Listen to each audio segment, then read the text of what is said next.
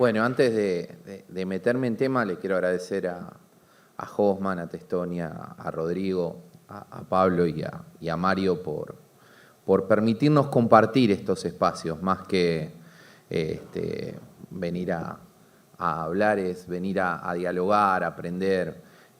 Hay algo que me disparaba la exposición del compañero y lo que planteaba Hofmann, que es que los trabajadores no solo producimos los bienes y servicios que mueven el mundo, producimos también el conocimiento que después es apropiado.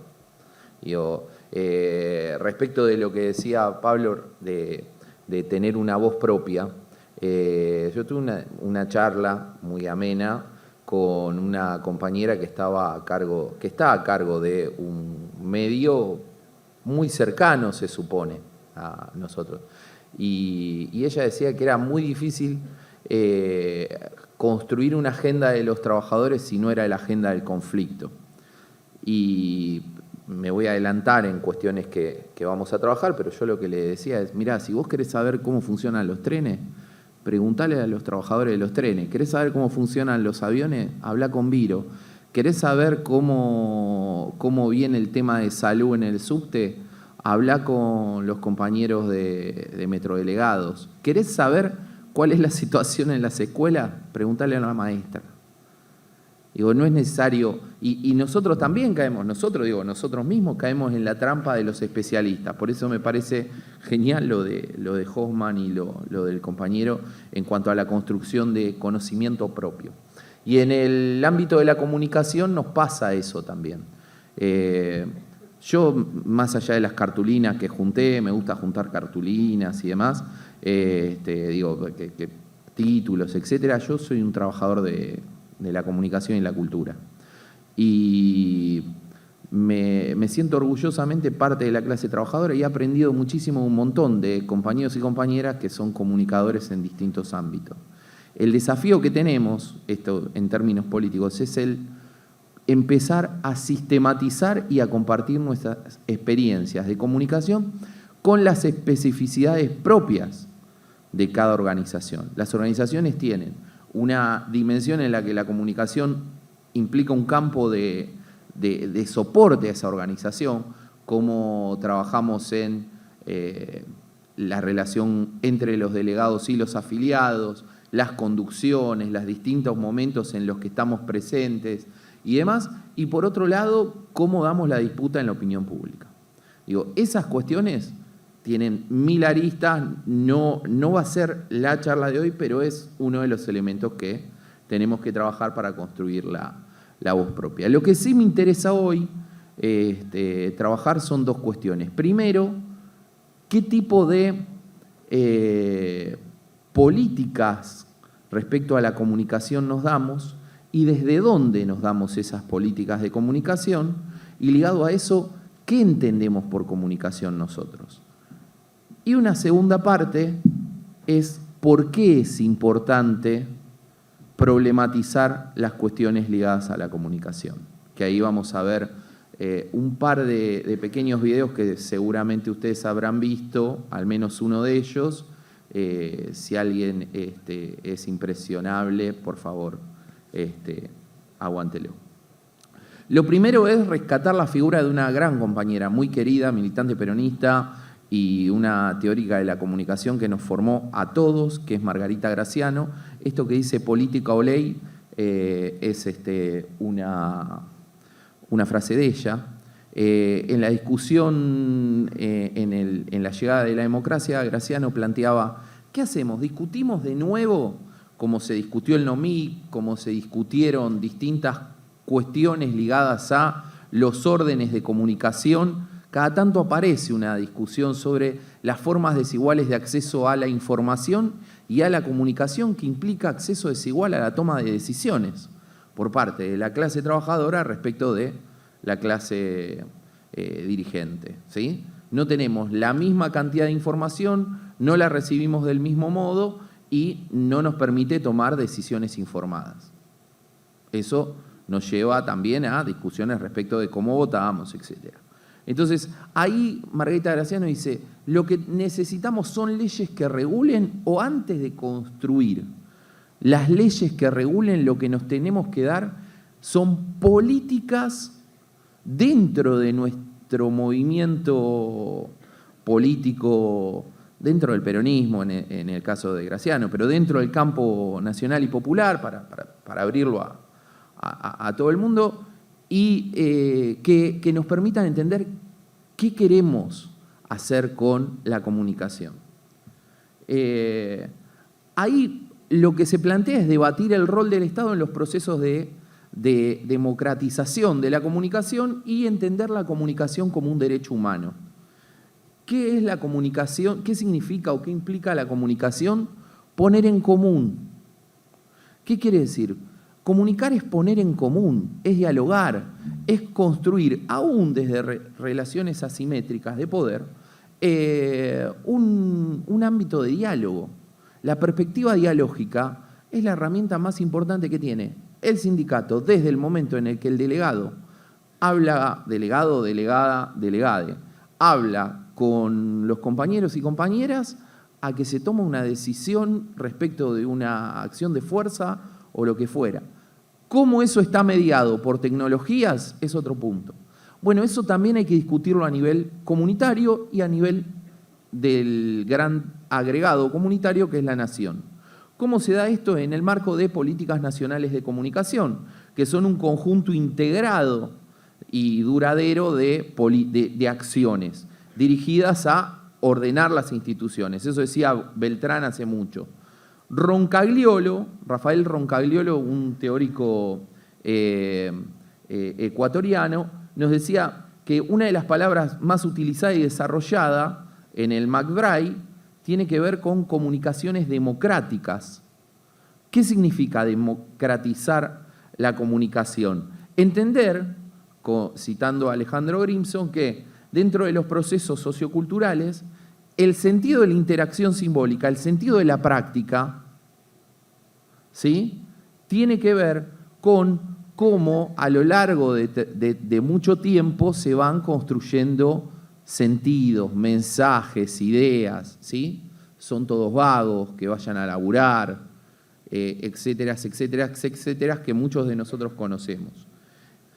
Ejemplo, si yo le digo a cualquier compañero o compañera de cualquiera de los gremios que hoy nos acompañan, ¿qué piensa un compañero de ellos de su representación? Seguro va a decir, no, la verdad que tengo una buena relación con los compañeros de mi sector.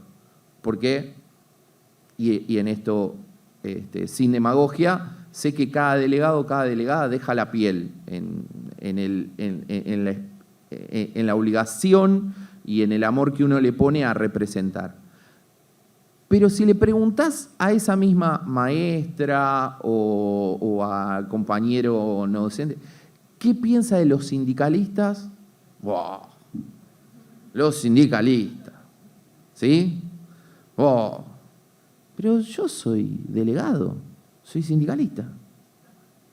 No, bueno, vos no, pero los sindicalistas. ¿Sí? Y nosotros, como clase, hay algo que perdemos de vista y que es importante. Cuando hablan mal de Moyano, están hablando mal de Hugo Yasky. Cuando hablan mal de Hugo Yasky, están hablando mal de Daer. Cuando hablan mal de Daer, están hablando mal de Marta Maffei. Por decir, digo, cada vez que se ataca a un compañero o compañera nuestra, están atacando a cada uno de nosotros. Esa dimensión es la que tenemos que tener en cuenta en el marco de políticas nacionales de comunicación y políticas sindicales de comunicación que nos permitan tener una voz propia. Que no se trata de generar un medio de, no sé, un gremio en particular, sino la construcción de un proyecto de comunicación sindical. ¿En dónde se vio eso? En las experiencias más dinámicas de nuestra clase o de nuestro movimiento a lo largo de la historia. En el periódico de los argentinos, en el momento del programa de La Falda, siempre hubo experiencias de comunicación que acompañaron un proyecto político sindical de transformación del país. Por eso saludo la mirada de Hoffman, que en el marco de lo que parece ser una retirada tocada de desbande, nos dice, che, discutamos las 8 horas. Empecemos a construir un proyecto con el que queramos avanzar. Margarita Graciano dice que hay dos cosas para analizar una política de comunicación. Una cuestión formalista, el Estado tiene que regular, y por otro lado contenidista, que tiene que incluir el Estado elementos claves. Nosotros al Estado le tenemos que pedir cuestiones que exceden nuestra paritaria, claro que sí. Todos los estatutos de todos los sindicatos dicen que lo que tenemos que discutir es nuestro modo de vida. Y entonces, la comunicación es un derecho humano, es parte, como la vivienda, como la salud, es parte de las cosas que tenemos que discutir. ¿Y qué tenemos que lograr? Que la comunicación sea federal, plural, diversa y transformadora.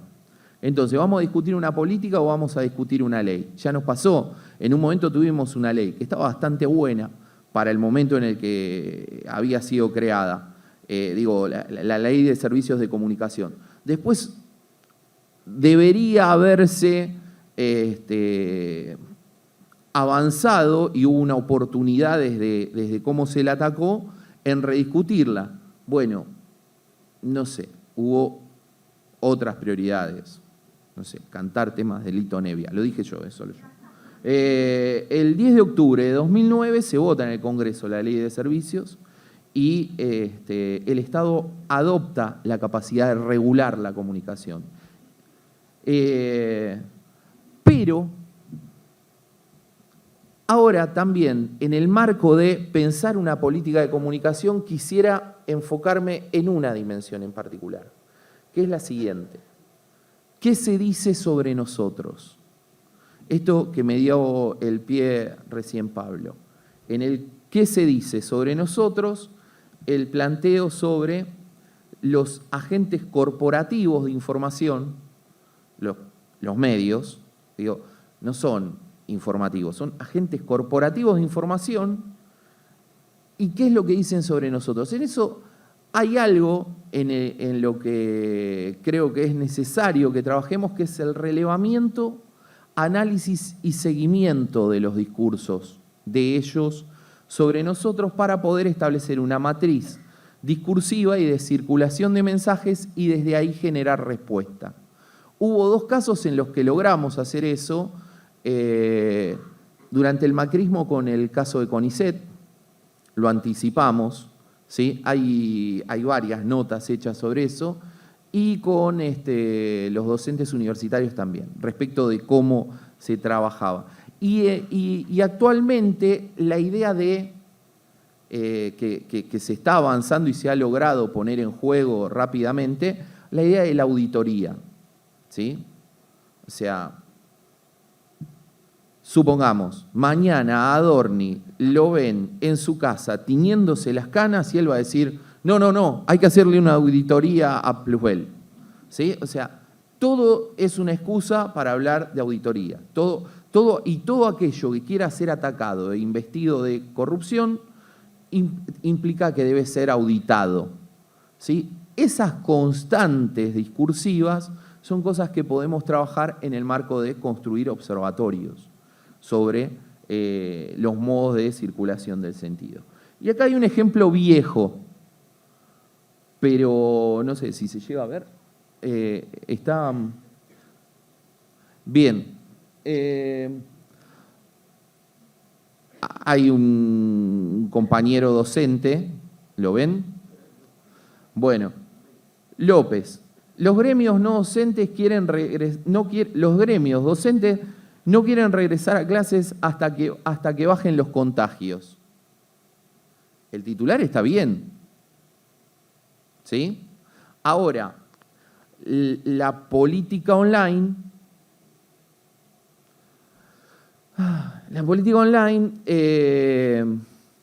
que es un medio que seguramente algunos espacios políticos dicen, qué bueno que haya un medio que nos dé información. Bueno, pero cuando tiene que operar tiene que construir información, la construye.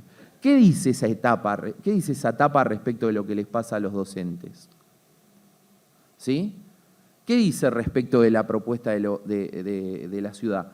Los medios masivos desde hace años nos dicen que quienes forman parte de los gremios son vagos, no trabajan, forman parte de una mafia.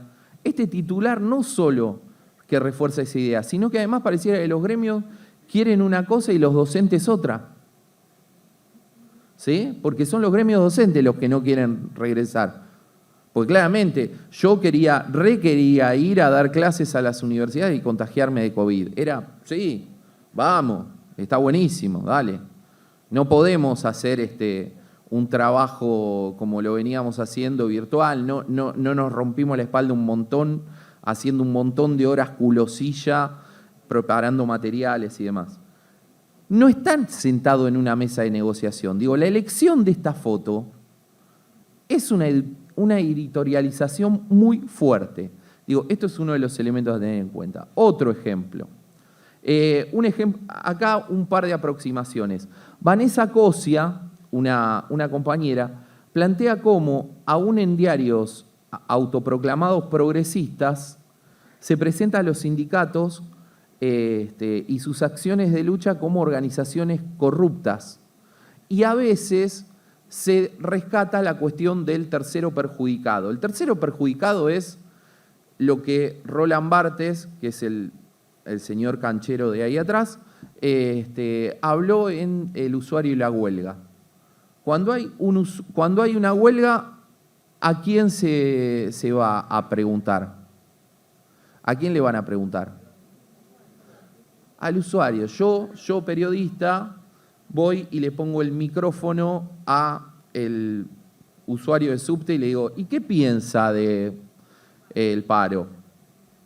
¿Sí? En los aeropuertos pasa lo mismo, en las paradas de colectivo lo mismo. Formas de representar a las organizaciones obreras en la ficción, Tigre Verón. Mariano de Negris hizo un texto que está medio perdido, porque lo había hecho en una revista que se llamaba Kamchatka, que desapareció, y explica la libertad de emprender asediada por un tigre, y esta cuestión de que, fíjense qué importante ver cómo a lo largo de cierto tiempo van trabajando matrices. La idea del emprendedor en el empresario de la carne, que no puede desarrollar las fuerzas productivas, ¿por qué? Porque el Tigre Verón es malo, porque es un sindicalista. Así que, sí.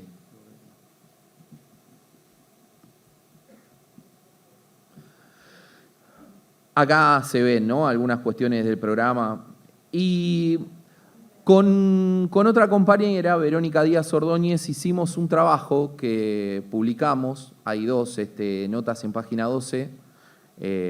Una que se llama Son todos vagos, donde se ve cómo se estereotipa a los trabajadores, se construye estigmas sobre ellos y se legitima sus despidos.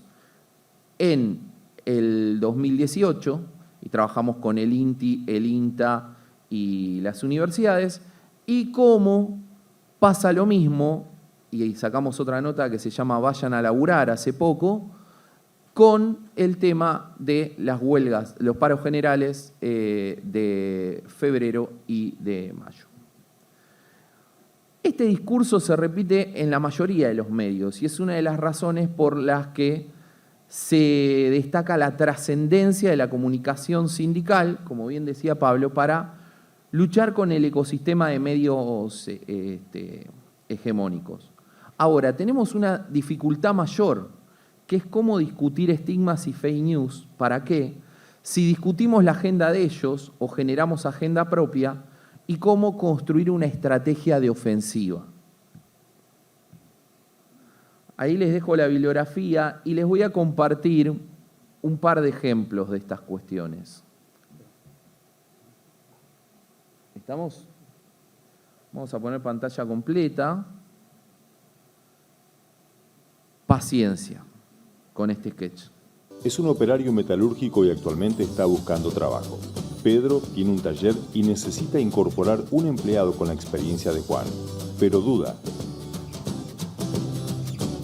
Si lo incorpora en relación de dependencia de acuerdo a la ley, teme que, si no cumple con sus expectativas y necesite prescindir de él, deba afrontar altos costos de despido.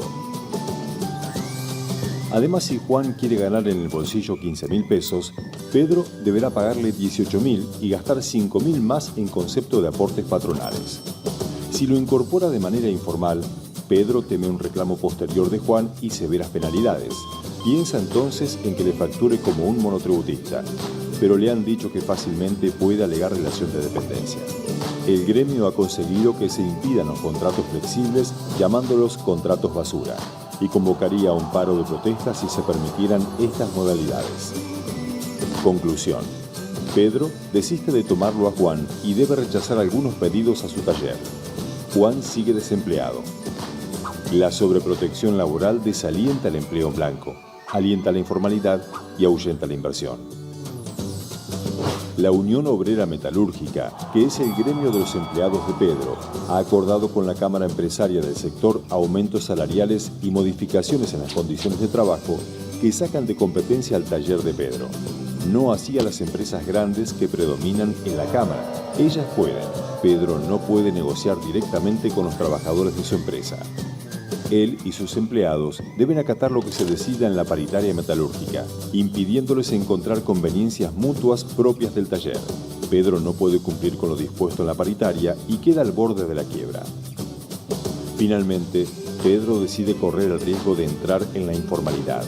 Juan es incorporado en negro y el taller deja de emitir facturas ni recibos con algunos de sus clientes. Una importante empresa metalúrgica despidió a 30 empleados para reducir sus costos. A consecuencia de ello, el gremio ha convocado una huelga por 72 horas.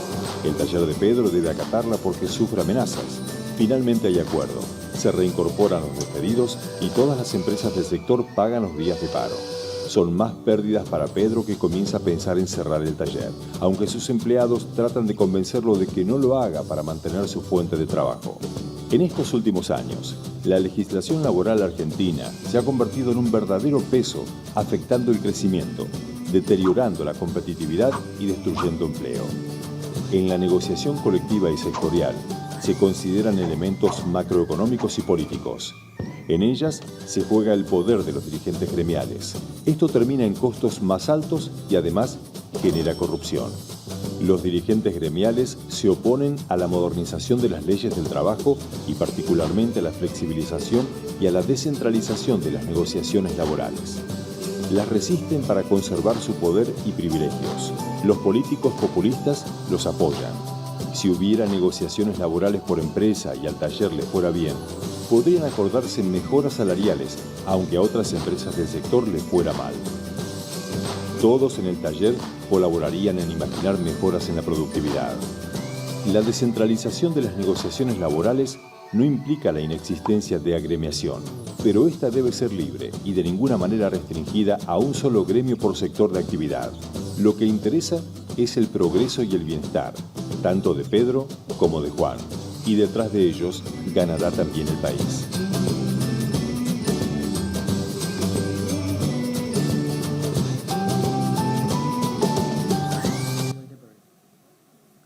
Una maravilla, ¿no? Digo, lo tiene todo, todo. Corrupción, las trabas. El video se llama Reforma Laboral, rompamos el cepo al trabajo, y es de la Fundación Libertad y Progreso, ¿sí? Esta fundación, la Fundación Libertad y Progreso, es la fundación que le otorgó luego cargos a Milei. Este video es del 2015, si no me equivoco, 2016, ¿sí? Fíjense cómo muchas cosas que hoy estamos viendo de manera inmediata ya se estaban planteando una y otra vez.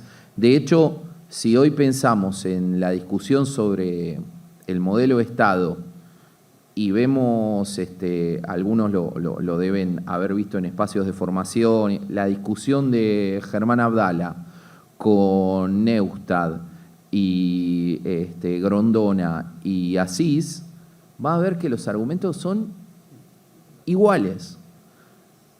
Estos tipos, este espacio político tiene muy claros sus intereses y tiene una gran capacidad, ya lo dijo Marx, no es que estoy descubriendo nada, ¿sí?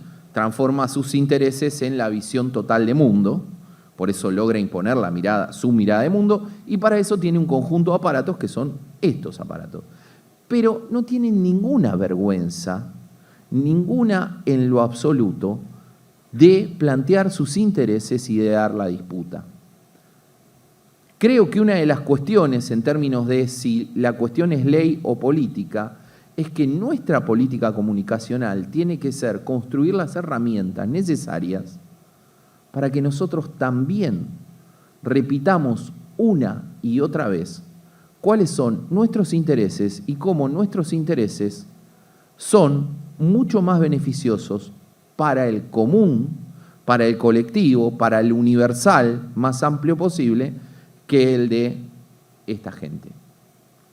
Una segunda cosa que quiero mostrar es la... ¿Cómo venimos de tiempo?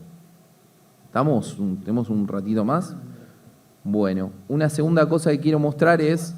Primero voy a mostrar un video que seguro habrán visto, perdón por hacérselos ver de nuevo, pero lo voy a mostrar un poquito nada más. La destrucción argentina no solo destruyó cuerpos, destruyó mentes. Los infectados perdieron toda capacidad de pensar por sí mismos, atrapados en una ceguera que los consumió por completo. Muchos eligieron infectarse con el virus solo por conveniencia y a cambio de beneficios. Otros nacieron sin futuro, condenados desde el inicio a una vida vacía. El país se sumió en el caos, caminando sin rumbo y persiguiendo ideales que los llevaron a la ruina. Pero no todos fueron infectados. Me cuesta mucho ya. Sí, ya. Pero nos sirve para ver cómo se trabaja con herramientas novedosas, retomando la charla anterior. Acá lo que hay es un prompteo, o sea, una programación para generar una animación, construyendo y repitiendo los viejos estigmas, ¿sí? Vagos, violentos, pero además, en este caso más preocupante, retomando un viejo discurso respecto de que el opositor político es un virus o una enfermedad, ¿sí? Que se dio en otros momentos históricos bastante difíciles de la historia universal. El fascismo construía al judío como el que impedía el desarrollo de la humanidad y como un virus que debía... O viva el cáncer. Entonces, ahí hay una cuestión que es, fíjense cómo hay dimensiones que se repiten. Una cosa que yo creo que debemos apostar nosotros es también a plantear que hay cosas que tenemos que repetir, que tenemos que volver a decir. Por ejemplo, que hay dos tipos de seres humanos. Los que viven de su trabajo y los que viven del trabajo ajeno, y que nuestro objetivo es facilitar las condiciones de vida de los que vivimos de nuestro trabajo, ¿sí? Entonces, ahí hay cuestiones como que tenemos que volver a narrar, tenemos que recuperar la capacidad de narrarnos, de contarnos a nosotros mismos desde nuestra gloriosa condición de clase trabajadora. Eso lo podemos hacer desde un montón de herramientas. El pronteo el armado del prompt,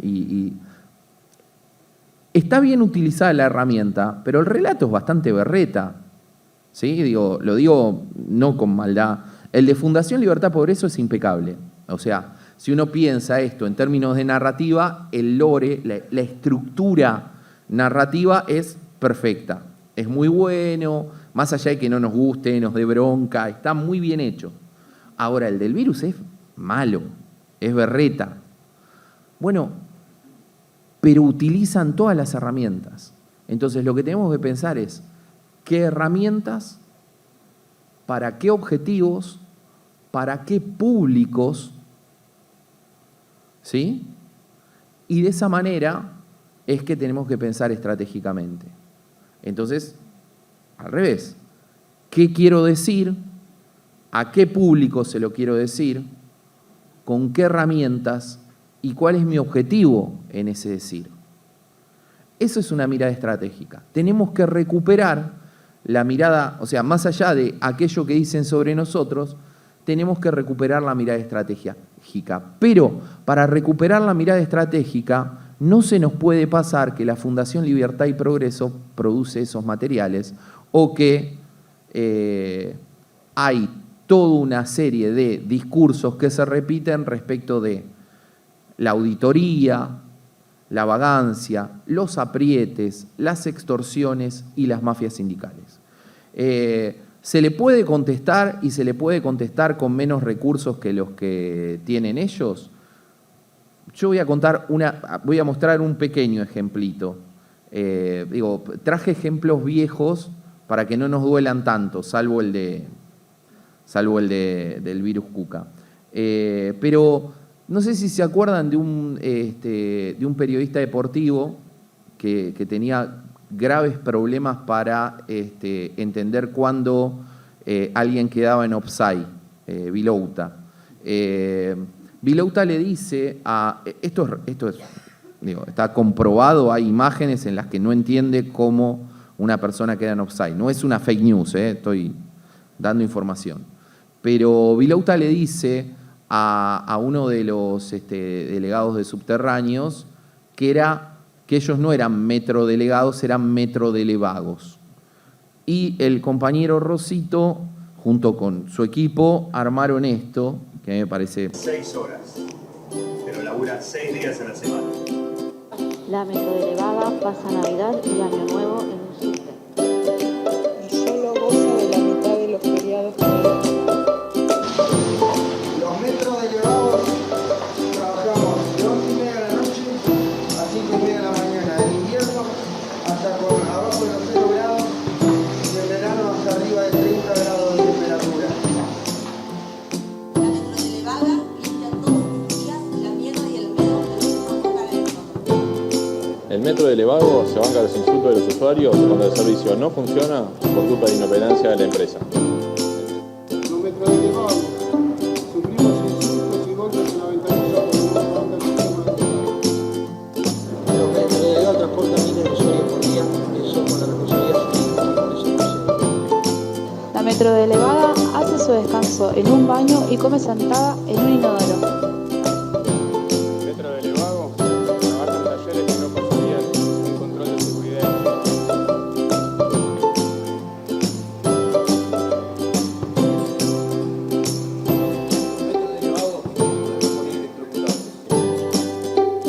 Metrodelegados se jubila con problemas auditivos. El metrodelegados se cansó de la corrupción de la UTA y armó su propio sindicato. La UTA no lo representa. El metrodelegado no es Dianerio Segovia, somos todos y cada uno de los trabajadores del sistema. Somos los boleteros. Los y las conductoras. Señalistas. Los mecánicos. Las metrodelegadas no permiten, no se cancelan, no se prenden, los medios no. Pero los metrodelegados nos dicen, tenemos bien claro una cosa. La única lucha que se pierde es la que se abandona.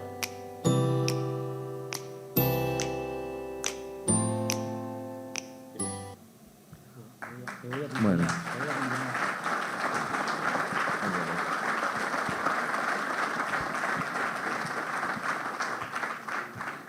A ver, Cristian, mira, los compañeros y compañeras que están acá son dirigentes de algún espacio.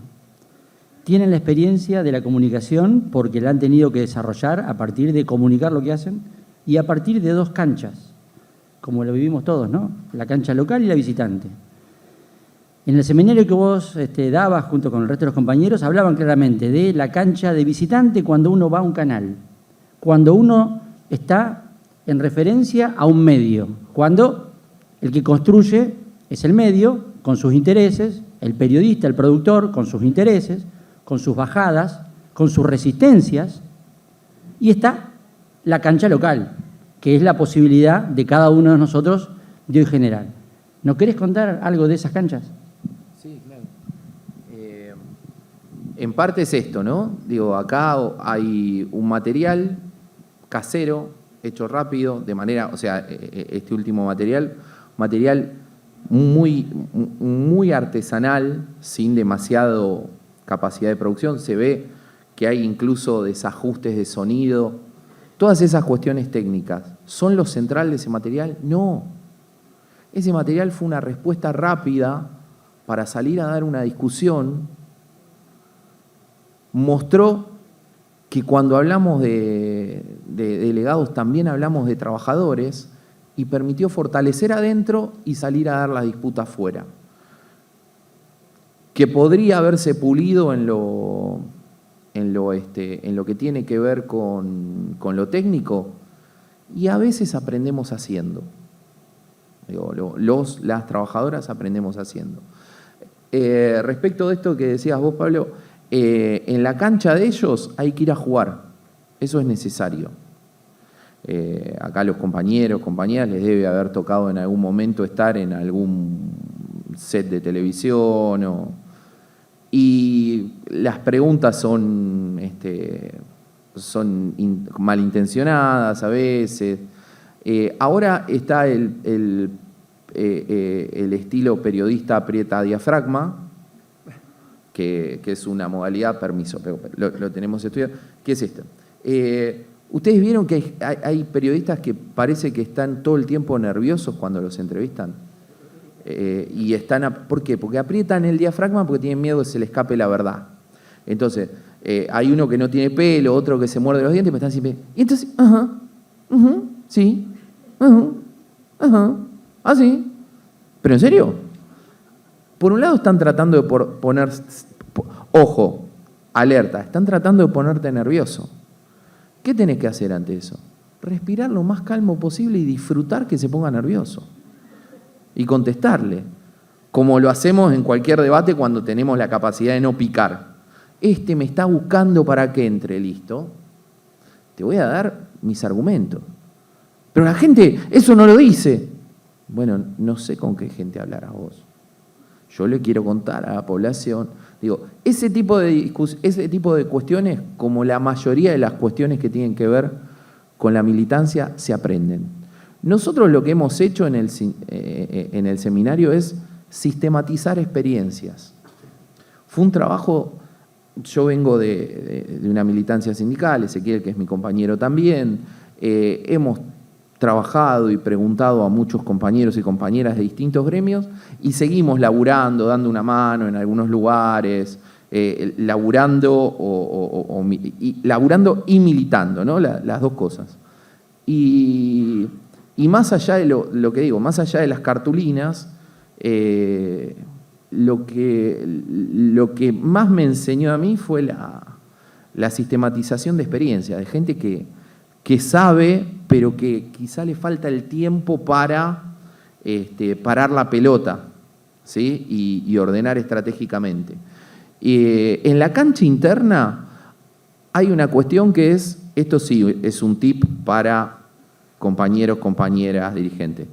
La comunicación sindical no es comunicación política. Los expertos en comunicación política, de comunicación sindical, no saben nada. Vengan de a uno, a esta cámara, vengan de a uno, no saben nada. ¿Sí? ¿Por qué? Porque, por ejemplo, tenés gente de redes en la comunicación política que te dice, bueno, arma un incendio para después salir a apagarlo, ¿no? O sea, tirá algo en redes, no sé, a Milei hay que hacerle cosas, no sé, pues, esto lo digo de forma, y entonces de esa manera todos los medios van a venir a mí. Sí, pero yo tengo una responsabilidad detrás. Yo soy la voz. Estás hablando, no sé si es, los consultores de la comunicación política no son los consultores de la comunicación sindical. Claro, hay una diferencia entre lo político, que te permite incluso hacer una cosa más, pobre Jorge Rialesca, más de intrusos, más de escándalo, y tomar la dimensión espectacular de los medios para que te tomen, y lo sindical no se fortalece con eso. Hubo momentos muy, muy buenos de gente que logró visibilidad con unas frases muy inteligentes, muy rápidas. Por ejemplo, eran tan malos que se espiaban entre ellos, fue una gran frase. Pero no construye, eso fue una frase de Pablo Moyano sobre los Macri, pero no construye poder ni abre sobre la opinión pública, es hablar sobre el otro. Nosotros debemos construir fuerza propia. Entonces, yo diría que en lo político es más el discurso, el otro día lo escuchaba al guionista de Capusotto, ayúdame, no me sale el nombre, a Saborido, y que lo decía de esta manera. Soy de San Martín, por eso voy a usar este ejemplo. Hablaba sobre Catopodis y dice, y Catopodis va con el busito, y él con esa cosa más de misionar, de hablar y decir, bueno, esta es nuestra agenda. Y ahí también está otra discusión de lo sindical, en la comunicación sindical. La cuestión de construir nuestra agenda propia. Y por otro lado, sí hay otro tip, además de que la espectacularidad no nos sirve per se, hay otro tip, ojo, hay otra frase maravillosa, una frase de compañeros de la CTA, no puede haber hambre en una tierra hecha de pan, es una frase que hay que recuperar.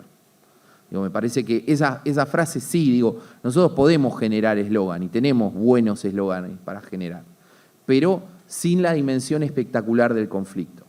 Y otra cuestión es, nosotros tenemos una complejidad muy grande respecto de los públicos. Yo le hablo a Pablo, pero Pablo a la vez es líder de opinión de otro grupo. O sea, yo, secretario general, le hablo a los cuerpos intermedios le hablan a los delegados hablan en el sector de trabajo. Todos esos ámbitos son ámbitos de públicos distintos a los que vamos a tener que hablarles con discursos, con un objetivo igual, pero con quizá distintas formas de discursos o utilizando distintas herramientas. Y eso hay que pensarlo estratégicamente, ¿sí? No es que tenemos 2 o 3 tipos de públicos o destinatarios a los que nos dirigimos. Tenemos una multiplicidad de destinatarios. Tenemos que ver, cuando nosotros damos una declaración, tenemos que ver cómo rompemos, rompemos, tensamos con nuestra parte empleadora. Tenemos que hablar con la parte mediadora, que antes había una parte mediadora que era el Estado, no sé si se acuerdan, y con nuestros compañeros. Y entonces tenemos que trabajar en cada una de las declaraciones, cada uno de los mensajes esto. Por otro lado, tenemos que construir cultura. Tenemos que ser orgullosamente parte de nuestro gremio. Y cada trabajador de nuestro sector se tiene que sentir defendido, protegido y además que cuenta con nosotros. Y como bien decía Hoffman, no solo, para colmo, no solo en lo que tiene que ver con la disputa salarial, sino también en los servicios de salud, en dónde poder irse de vacaciones, en la mochila para el inicio de clase, y no sé cómo hacemos todo eso. Entonces, todas esas dimensiones son dimensiones comunicables. Tenemos que confrontar y tenemos que construir comunidad, toda la vez. ¿Sí? Todo eso, que parece un montón, como decía el compañero cuando le decía a la compañera de recepción de escribir tus tareas, lo hacemos todo el tiempo. El tema es poder promptearlo, como decía él, poder ponerlo por escrito y pensarlo estratégicamente, planificarlo.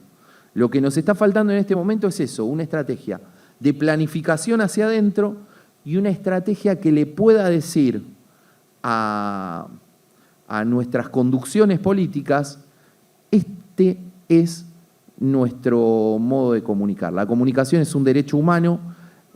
Los trabajadores no solo vamos a ser los que operemos las cámaras o pongamos el sonido, sino también los que discutamos que la comunicación es un derecho humano, tenemos derecho a la conectividad, tenemos derecho a una tarifa plana, tenemos derecho al acceso a medios y tenemos derecho a tener nuestros propios medios de comunicación. Y no solo es un noticiero, tenemos también que producir ficciones, porque digo, como se hizo el Tigre Verón, también en un momento se hizo La Leona, y también podíamos contar un montón de historias hermosas que tienen que ver con la escuela, que tienen que ver con un lugar productivo y con distintos ámbitos, ¿sí?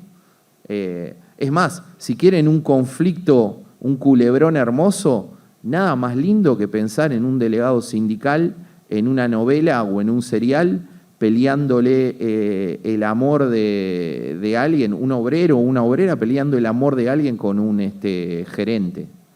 Yo en esa estoy, digo, yo quiero ver esa serie. ¿Sí? Entonces, digo, podemos producir y tenemos muchas cosas para hacer. Pero bueno, para mí es esto, volviendo a Graciano, antes de la ley hay que discutir nuestra política de comunicación.